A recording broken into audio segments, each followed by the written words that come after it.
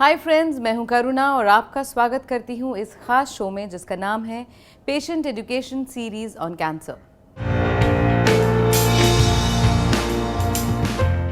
दोस्तों, आज कैंसर हमारे देश में बढ़ता जा रहा है। एक वक्त था जब इसे सिर्फ प्रगतिशील देशों की बीमारी माना जाता था। आज हाल ये है कि लाखों में पेशेंट्स की बढ़ती संख्या देश के डॉक्टर्स के लिए एक चैलेंज बन गई है। कैंसर से लड़ना हो तो उसका सबसे बड़ा हथियार है अवेयरनेस, यानी कि जानकारी। इसीलिए हम लाए हैं patient education series on cancer.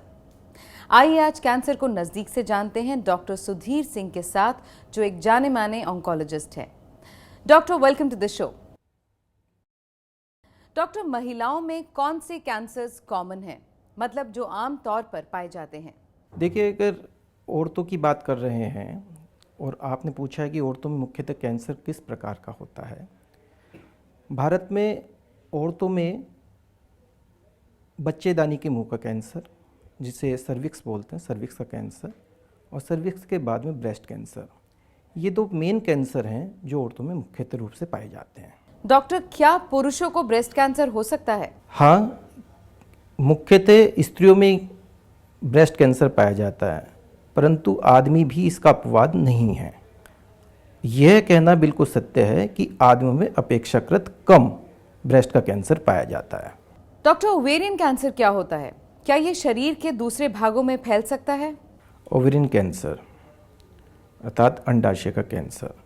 अंडाशय स्त्रियों का वह अंग है जो अंडे बनाता है, साथ ही साथ हार्मोन का प्रोडक्शन करता है। अंडाशय का कैंसर किसी भी अंग में अंडाशय के बाद में फैल सकता है। मुख्यतः अंडाशय तक सीमित रहता है, लेकिन अंडाशय के अतिरिक्त भी इसका फैलाव संभव है। हर साल कितनी महिलाएं ओवेरियन कैंसर का शिकार होती हैं? अंडाशय के कैंसर के लिए, ओवरी के कैंसर के लिए जितनी भी कैंसर रजिस्ट्री भारत में हुई हैं, उसमें पाया गया कि पूना और दिल्ली, ये दो ऐसे शहर हैं जहाँ पे ओवरी का कैंसर बहुत अधिक पाया गया है। अगर पूरे भारत की बात करेंगे तो जो इसका हम लोग साइंटिफिक तरीके से इंसिडेंस कहते हैं, तो जो इसका इंसिडेंस है वो 0.9 से 8.4 पर 1 लाख पॉपुलेशन, अर्थात 1 लाख की महिलाओं में से 1 से लेकर के 8.5 महिलाओं तक को कैंसर होने की संभावना रहती है। डॉक्टर, ओवेरियन कैंसर का पता कैसे लगाया जाता है? पेशेंट्स के कौन से टेस्ट होते हैं? ओवरी के कैंसर को डायग्नोज करने के लिए हमारे पास ब्लड के सैंपल्स से लेकर और अत्याधुनिक तकनीक MRI तक उपलब्ध हैं। सबसे पहले ब्लड के सैंपल्स में से एक ट्यूमर मार्कर, जिसे हम CA-125 कहते हैं, ले लिया जाता है। यह ओवरी के कैंसर के लिए अत्यधिक सटीक विधि है। इसके अतिरिक्त हम ultrasound scan, CT scan, MRI, इन सब के माध्यम से ओवरी का साइज देखकर और उसके साथ साथ ट्यूमर का साइज और उसका स्प्रेड देखा जा सकता है। डॉक्टर, ओवेरियन कैंसर की कितनी स्टेजेस होती हैं और सबसे खराब स्टेज कौन सी होती है? देखिए, अगर स्टेजिंग की बात कर रहे हैं तो ओवेरियन कैंसर की 4 स्टेज होती हैं।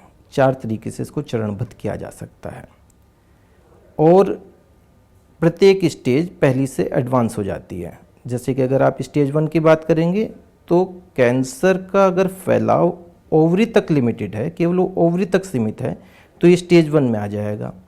अगर ये धीरे धीरे आसपास के ऑर्गन्स को इन्वॉल्वमेंट कर लेता है, छोटी आंत, बड़ी आंत को, मलद्वार को, या इसका पेरिटोनियम में डिपॉजिट हो जाता है, इसके अलावा अगर पेट में पानी भर जाता है, तो ये धीरे धीरे 2nd और 3rd स्टेज में पहुंच जाता है। इसके अतिरिक्त जब कैंसर का फैलाव जिगर या अन्य ऑर्गन जो कि ओवरी से काफ़ी डिस्टेंट ऑर्गन कहलाते हैं, काफ़ी दूर दराज के अंग हैं, यदि उनमें इन्वॉल्वमेंट हो जाता है तो वो स्टेज 4 अर्थात 4th चरण हो जाता है। और यही सबसे गंभीर और सबसे त्रासदीपूर्ण तथ्य है कि अधिकतर मरीज भारतवर्ष में स्टेज 3C या स्टेज 4 अर्थात कहने का तात्पर्य ये है कि बहुत एडवांस स्टेज में उपचार के लिए उपलब्ध हो पाते हैं। ओवेरियन कैंसर के इलाज के कितने प्रकार हैं?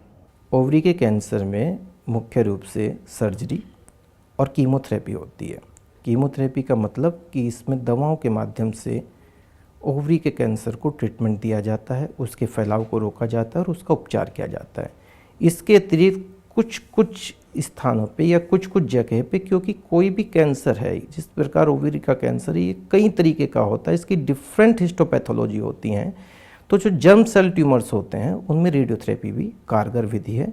तो मुख्यतः रूप से अगर कहा जाए तो सर्जरी, कीमोथेरेपी और रेडियोथेरेपी तीनों के द्वारा ओवेरियन कैंसर का ट्रीटमेंट किया जाता है। डॉक्टर, क्या कुछ महिलाओं में कैंसर होने की संभावना दूसरी महिलाओं से ज्यादा होती है? लोगों में कई तरीके की भ्रांतियां होती हैं, इसलिए इस प्रकार के प्रश्न पूछा जाना और इसका उत्तर देना दोनों ही दर्शकों को एक सटीक जानकारी के लिए बड़ा अच्छा है। ओवरी का जो कैंसर है, क्योंकि जैसा आपने पूछा कि क्या कुछ औरतों में इसके संभावना अधिक होने की संभावना है, तो उसके बारे में मैं यही कहना चाहूँगा कि ओवरी के कैंसर में अगर आपके फर्स्ट डिग्री रिलेटिव्स अर्थात आपकी मदर हैं, आपकी सिस्टर हैं, माता बहन, उनमें से किसी को कोई कैंसर हुआ है, स्तन का कैंसर हुआ है या ओवरी का ही कैंसर हुआ है, तो उनको ओवेरियन कैंसर होने के चांसेस ज़्यादा हैं। इसके अतिरिक्त कुछ जेनेटिक कॉज होते हैं, कुछ जीन्स होते हैं, तो मतलब जिनको हम BRCA1 BRCA2 जीन्स कहते हैं, तो अगर उनका कोई किसी औरतों में वो म्यूटेशन होता है तो उनमें भी ओवरी का कैंसर ज़्यादा होने के चांसेस होते हैं। परंतु इसका मतलब ये नहीं है कि एक सामान्य आदमी को इससे घबराने की आवश्यकता नहीं है, क्योंकि अधिकतर कई लोग बाग आते हैं जो पूछते हैं कि मेरे फादर को या मेरी मदर को इस तरीके का कैंसर है, तो उसके लिए यही कहना चाहेंगे कि कुछ कैंसर होते हैं जिनका फैमिली हिस्ट्री से रिलेशन रहता है, लेन देन रहता है, परंतु अधिक कैंसरों का किसी भी फैमिली हिस्ट्री से कोई लेन देन नहीं रहता है। लेकिन ओवरी के कैंसर का निश्चित रूप से फर्स्ट डिग्री रिलेटिव से लेन देन है, संबंध है। डॉक्टर, महिलाओं को किन लक्षणों का ख्याल रखना चाहिए? अगर औरतों के कैंसर की बात कर रहे हैं जैसे हम, तो उसमें रजोवृत्ति था जिसे मीनोपॉज कहते हैं, माहवारी बंद होने के बाद अनियमित तरीके से खून का प्रवाह आ जाए, बच्चेदानी के मुंह से बदबूदार पानी या मवाद निकले, तो औरत को सजग हो जाना चाहिए।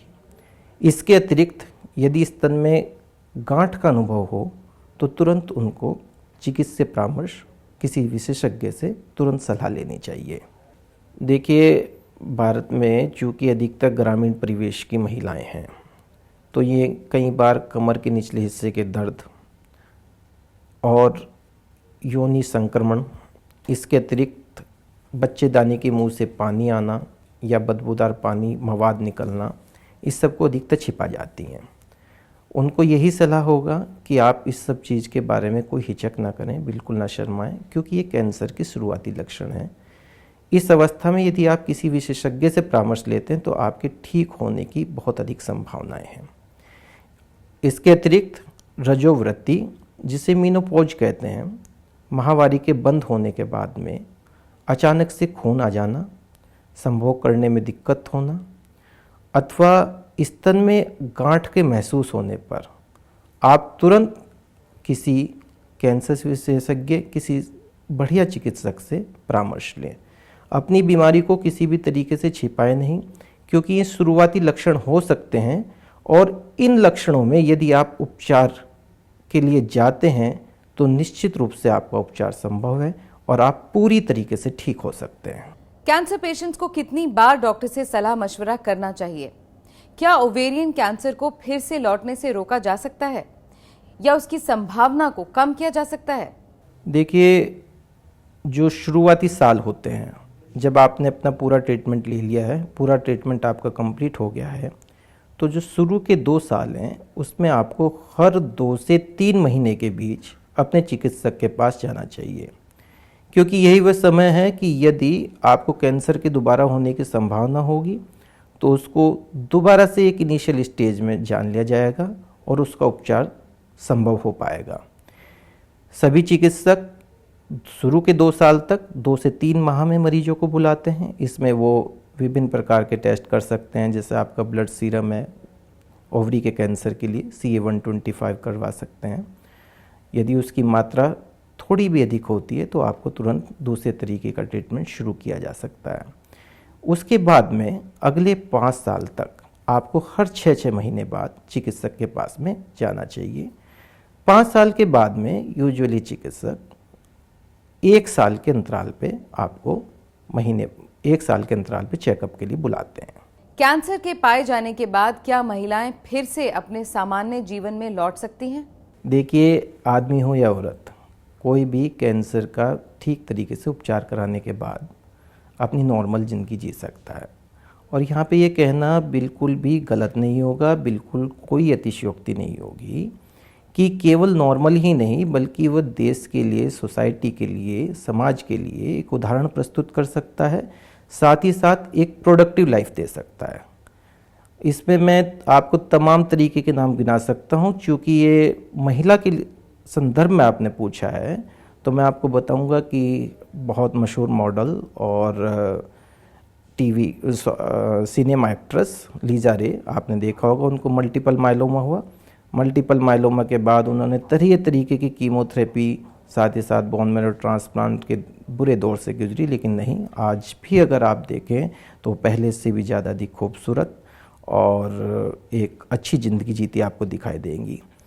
और यहाँ पर यह भी बताना उचित होगा कि हमारी देश की सबसे सक्षम नेताओं में से एक इस कैंसर पर पूर्ण रूप से विजय प्राप्त कर चुकी हैं, देश को एक कुशल नेतृत्व दे रही हैं और एक सही दिशा में देश को ले जा रही हैं।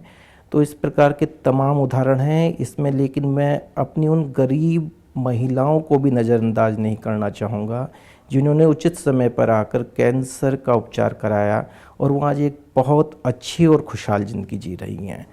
तो यह कहना पूर्ण रूप से गलत है कि कैंसर असाध्य है। आप यदि समय पर आती हैं, और मैं आपको ये भी बता दूं कि महिलाओं की मनोस्थिति और मानसिक स्थिति दोनों ही पुरुष से अधिक बलवान होती है।